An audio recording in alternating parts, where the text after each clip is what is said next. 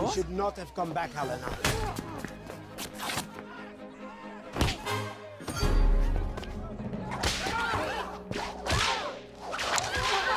Get back!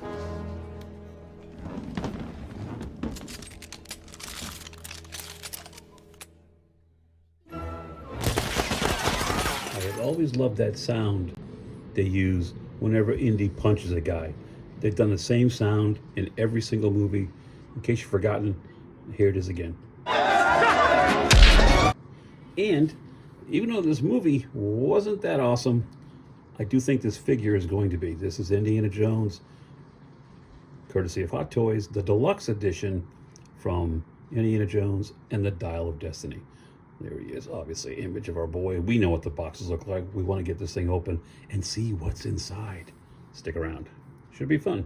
Once you pull off the outer cover, we have these little slipcase, which we're used to with most of your Hot Toys presentations. This time, instead of just a photo of the product, he's got a little passport, like a boarding pass. Yeah, Air Atlas, Air something else, Jones, stamped. So below it is where all the fun lies.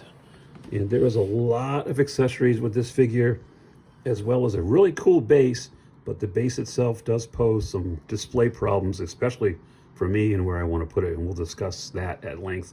But let's get the plastic off and take a look at Indy and all of his stuff.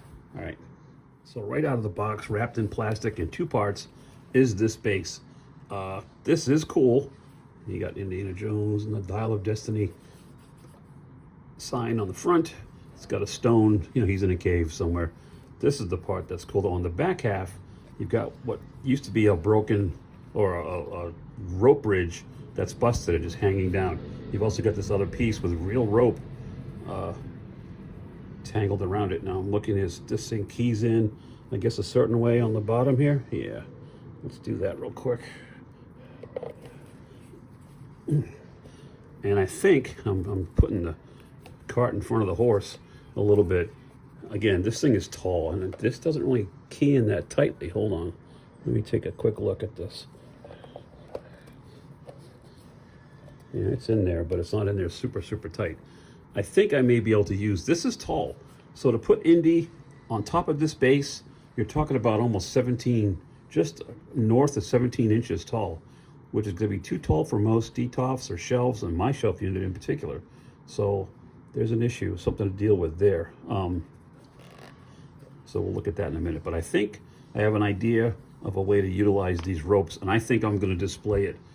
I may use this, and if my display idea works on this side and utilizing these ropes, and I'll show you what I mean in a minute. There's more to look at here with this base.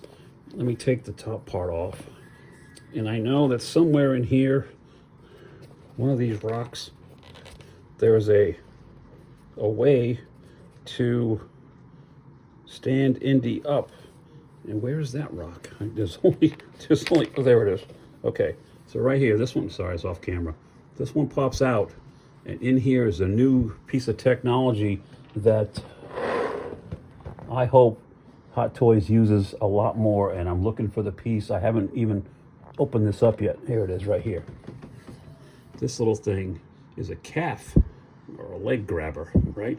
Kind of like your typical waist grabber from Hot Toys, but that little slot right there, the idea is you take this piece, slide it in, and again, I'm juggling here. Okay, slide it down, and then you can take Indy's pant leg, pull it up, put the leg inside here, and then it grabs onto it. It'll hold them in place. That's going to be key, especially for what I'm thinking about doing with them. So let me put that in there for now and plug this back in. I do wish this was a little bit tighter fit. I'm not going to lie to you. That's a little concerning. I thought it would key in a little better than that, but I guess it'll be okay. We'll set this off to the side. At a glance, he's got an array, obviously, of hands. I need to keep this rock someplace safe so I don't lose it, because I will, for sure. I can't tip the box up that much. There goes the rock.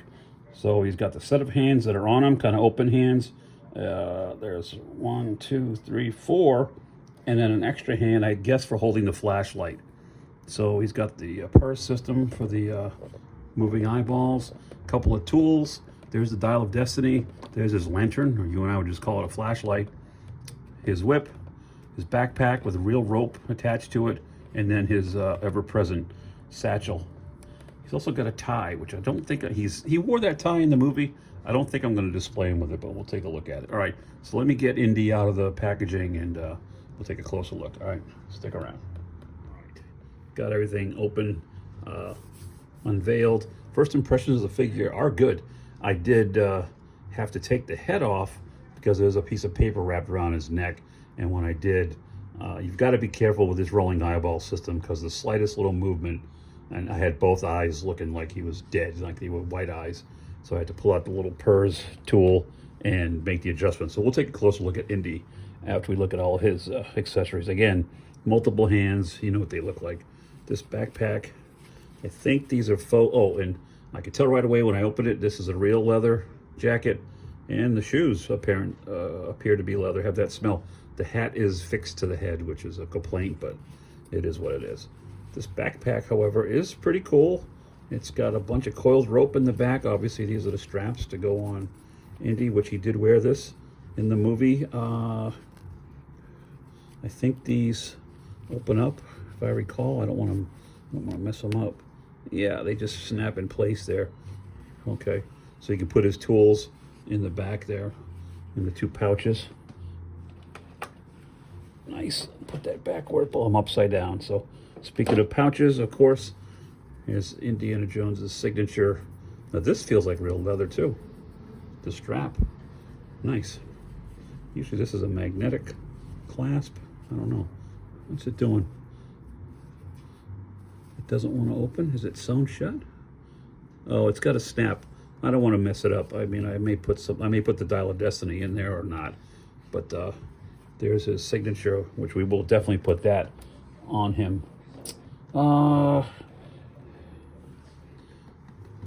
Here's the other thing that's actual leather. Yeah, it smells like it. And it's his whip, and it's got a nice wire inside of it as well. So once we uncoil it, which we will, do it right here on camera.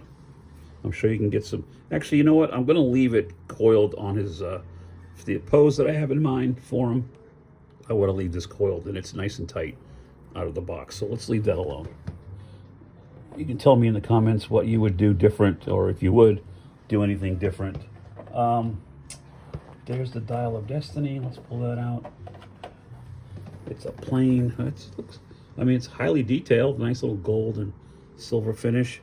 Doesn't have any kind of functionality. There is some design work on the sides and on the bottom. You remember he spun this around and was able to go back in time. Helpful. If only it were real. It's got a couple of tools, which are tiny, and there's a hammer. Hang on, I'm trying to get the hammer out, but I can't reach it. Here's a cool little, it's even got some rust on it. That's funny to show it doesn't open up or anything, but I'll go in his little pouch in one of those two pockets I showed you a few minutes ago. And there's a hammer. I just can't get it out. There it is. I got him. And it's nicely, nice wood grain handle, and your basic bash him on the head or chip away at some rock hammer for Indy to do some excavating. And what else we got in here? All kinds of treasure, none of which I can take out with my big caveman fingers. Here's his flashlight. It does move up and down.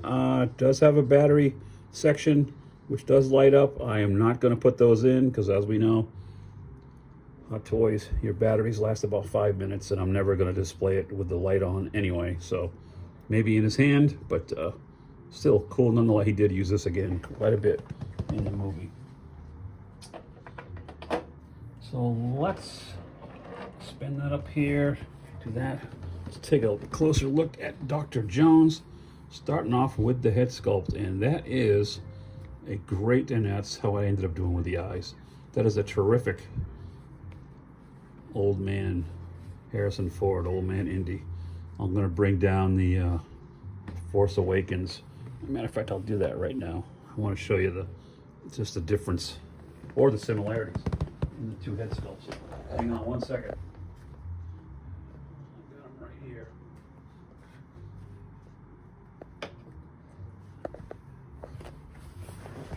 I was just reposing stuff earlier. So here we go. Definitely the same guy, but definitely more wrinkles, more aging in the Dial of Destiny Han as the Force Awakens. This is cool. I think he was about, what, 68 in real life when he made this? Correct me, I don't know. And well into his 70s, closer to 80 when he filmed this movie. So there you go. I mean, it's definitely, they're both Harrison Ford, but the passage of time, nobody outruns Father Time, not even Indiana Jones. So again, the jacket, let me see if I can come out. I'm watching Jurassic Park. The jacket is real leather. It's nicely tailored, sits well on the body. I'm happy with that. Love that leather smell. He's got some side pockets that do open up. No lining. There is a zipper, a faux zipper nonetheless, but of course there's that classic style fedora. Again, it's affixed to the head. It's not going anywhere. I think if you remove this, you're going to get a crazy android looking Indiana Jones. So would have been nice. Could try some head swaps, and you can still do that, but this has got that new system. I don't want to pull the head off again, but it's got that new system, not just a peg, a double dumbbell joint, but it does look nice.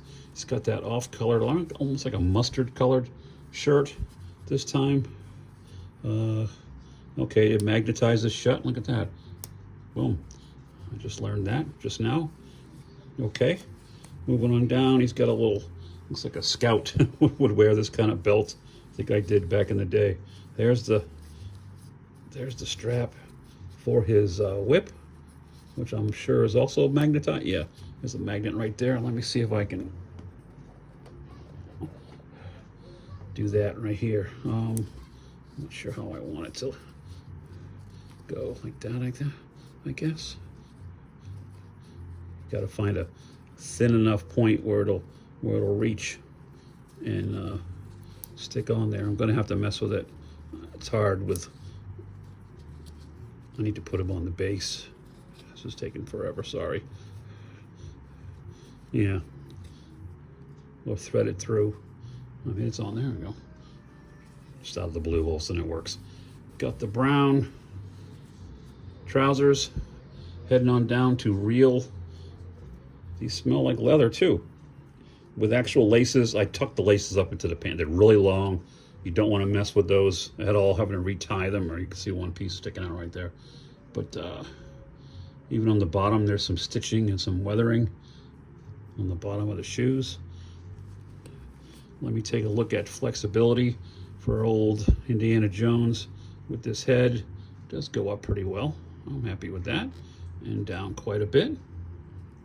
Okay, I've already got his arms just about out to 90 with the jacket on, so that's very cool.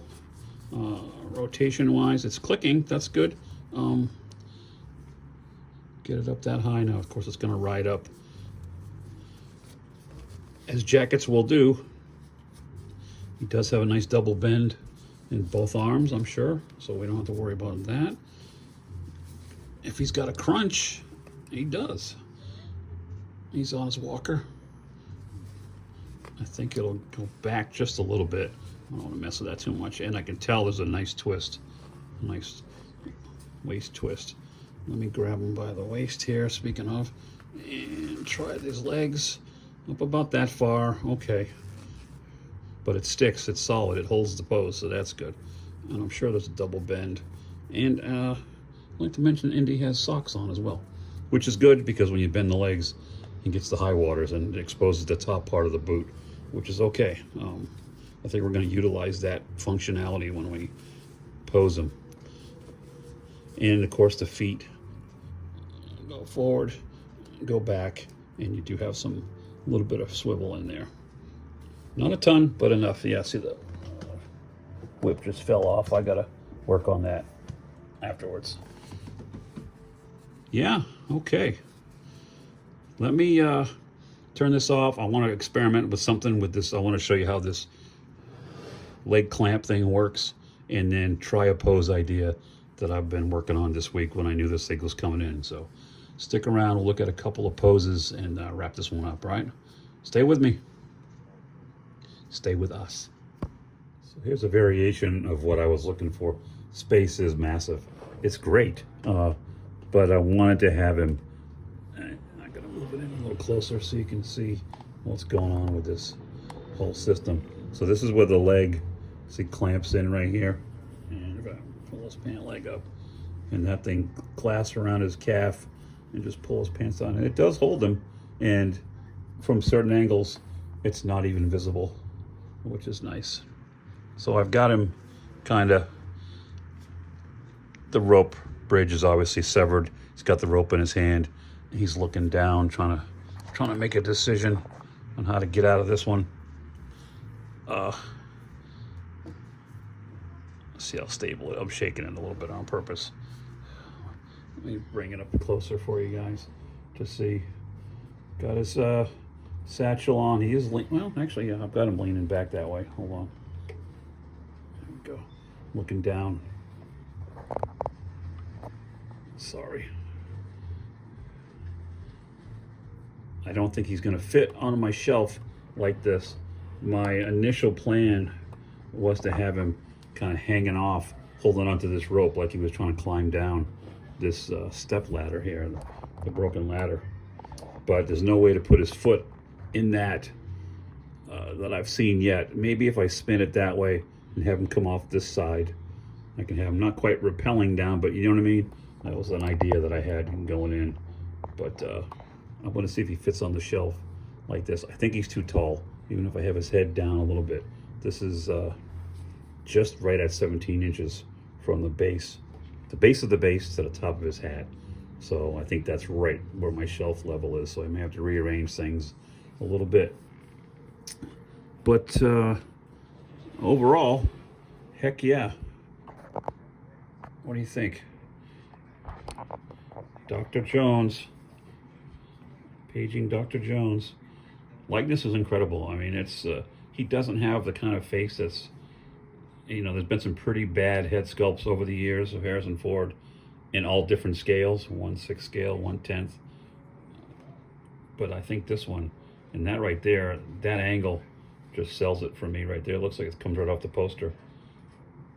And let me know what you think. I am going to give this, I do love this figure. If the base was a little bit shorter or modular, like where you could take the top half off and use just half of it, it would be a 5 out of 5. As it stands, just because of that alone, I do love this new system of displaying it, but I'm going to give it a solid 4 Grails out of 5. Shocker. So there you go. Hot Toys, Indiana Jones, Dial of Destiny. There's Indy. I'm going to put him up on the shelf, maybe with my Han Solos. I'm not sure. I'll put a photo at the end, or maybe a quick video. Stick around, and I'll show you where I've displayed him once I figure out where he's going to fit. I appreciate you guys watching. Gary from Gary's Grails, reminding you once again, your Grails are out there. Go find them, or let Indy go find them. Thanks for watching. I'll see you next time. So here's my first attempt at utilizing the base. Obviously, got him crouched down with the calf grabber, him holding the broken rope bridge. Indy trying to figure out something with these 2 ropes, and he's going to go for it. It's not the most stable of poses, but I did want to utilize the base, at least for a little while. And so there you go. Tell me in the comments what you think. Appreciate you guys watching, and I will see you next time. Later.